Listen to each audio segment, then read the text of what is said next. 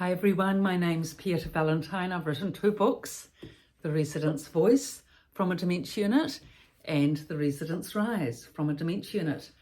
Today's session is on daughters having fun at a dementia unit. Now, fun, as I've just explained in the other videos about sons having fun, it's a different sort of fun that daughters tend to have with mothers at dementia facilities. It's often more creative. So fun being an experience that, lightens us up, and we can't really have it unless we're present and connected. So these daughters that did have fun at the unit were definitely that. Some of the ways that they used to have fun, daughters, there were lots of creative, dedicated daughters at the unit I worked at. They really went to so much effort to give a lovely experience, fun-filled experience to their mother. And often it was on birthdays. So there was this one daughter who, she was a fantastic cook. Oh God, wouldn't think about it now. She used to make every year for her mother's birthday, she'd make this massive, great carrot cake, carrots and sultanas, and it was moist, and it was the perfect carrot cake. Very popular here in Australasia, New Zealand and Australia, the carrot cake, and this wonderful icing, white icing, was absolutely, and she'd make it actually, I think the night before, or it might have even been it must have been the night before, then ice it the next morning, perfectly fresh. And it was a great big cake, so there was enough for all the residents. They'd have a piece, and then there was more left over for the staff, fun for the staff. Because, morning tea and afternoon tea, sitting in that cubby hole at the back, having, a bit of carrot cake and a cup of tea, gives you a bit of strength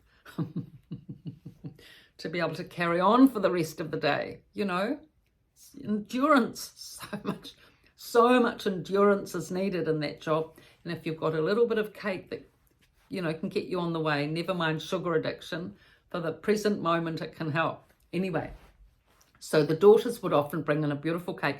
Homemade, always more fun than a bought one if it's homemade. And the residents notice too, because they're always having homemade, caramel cake and tan square and Leamingtons and everything.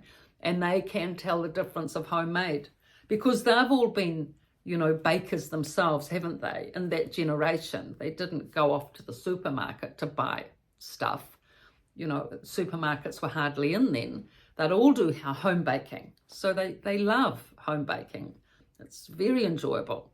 So daughters, it's generally daughters that make cakes. I've never had a son that has brought in a homemade cake or that I've observed or witnessed, but no doubt there are sons out there that do it, which great, that being the case. And, if it's made a bit festive with the balloons and the card and a little gift and the cake, that's plenty for fun, fun for mum and fun for you and fun on the birthday. And then the whole unit can join in with the happy birthday to you. That's always a big deal in a dementia unit, the happy birthday thing. And the balloons and there's always balloons and there's always a card and there's always happy birthday, but it's the cake. That makes the difference to bring in the fun factor and enjoyment. So, daughters generally do that. Another way that daughters bring about that enjoyment and fun factor for mothers, hair and makeup. Yes, the lipstick, the beautiful hairstyles, Actually, one of the best outings for women, it seemed like, I don't know, at least half the women from the dementia unit used to love going to the hairdresser, generally on site in the village. Well, it is where I was working. Such a big outing. Actually, it was the best outing because in that outing, there's no stigma, no prejudice, no anything, no, put in the back stalls as they usually are with any concert. No, none of that. They were just front row seat at the hairdresser, treated like everybody else. Very good experience, that hairdresser, and lots of fun. They'd come back beaming, everyone praising them about their beautiful hairstyle, of course. And actually, that hairdresser was good. She used to have lots of lipsticks. I don't know how she did that. I don't know if she shared the lipsticks or had a different, I don't know how she could have a different lipstick for every person. Anyway, however she managed the lipstick, she'd put on bright lipstick on them when they came back as well, with the beautiful hairdo. And really, yeah, really, those women that went to the hairdresser once a week, that was a great support for them. I mean, they might not have seen their family much, but still they got to see that lovely hairdresser every week. And it was the, it was the most fun outing that they had, probably the only outing for some of them, except for Christmas Day. And so to keep that sort of thing up, to keep that up, that hairdressing, I always admired the families that continued to do that they didn't cut it out like they did the newspapers and magazines. They didn't cut out the hairdressing, which is very good. So daughters, no doubt, organised that.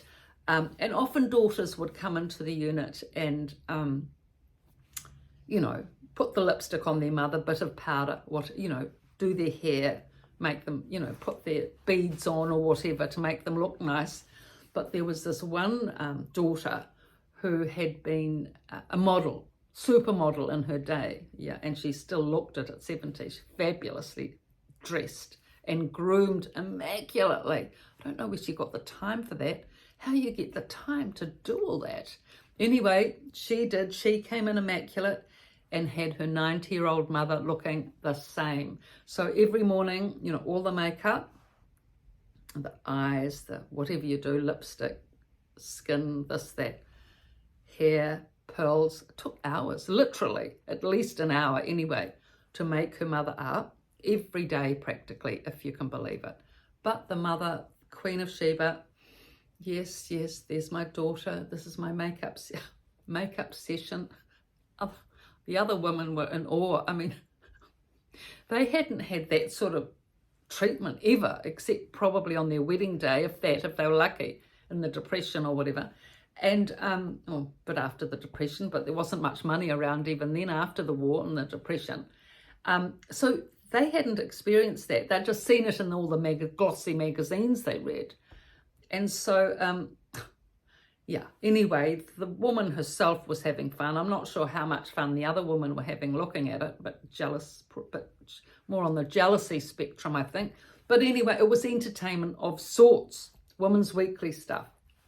So there we are. That's what. So girls, women go to a lot of effort.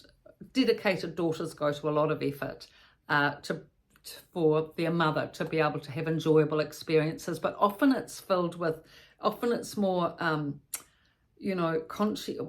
time consuming, like baking a cake, doing makeup, organizing the wardrobe, getting the lovely outfits. It's time and energy consuming. It takes a lot of conscientious planning as well. So they're very different outings and meetings and greetings than the sons. And organising wardrobes is a really big thing. We'll do that another time. Way back, I've done a video on that. No time now, a bit of time. So organising like beautiful birthday outfits, that's what some daughters do. The mohair cardi and the beautiful check trousers and lovely, leather cream matching shoes, expensive outfit, brings a lot of joy. So, the mother's dressed well, she looks well, it helps confidence, it perks her up. She gets praise from other residents, which, lifts her, boosts her, and that sort of feeds into the connection with the community and the other people there, etc., etc. So, decking ourselves out, going to that effort to dress your mother well, the hair, the makeup, it makes a really big difference because, already the person is so disadvantaged, aren't they, with their memory loss and with their orientation loss and with being in a unit. I mean, there's no status there, is there? So, they need to have some profile of, or some caliber of, in terms of how they look, to be able to at least have a platform in the world where people can, level with them and take them seriously and give them time, which all these things do that conscientious daughters make an effort for. So thank you for your looks and likes and everything. This platform is very quietly picking up, and I really appreciate it. And I observe, your comments.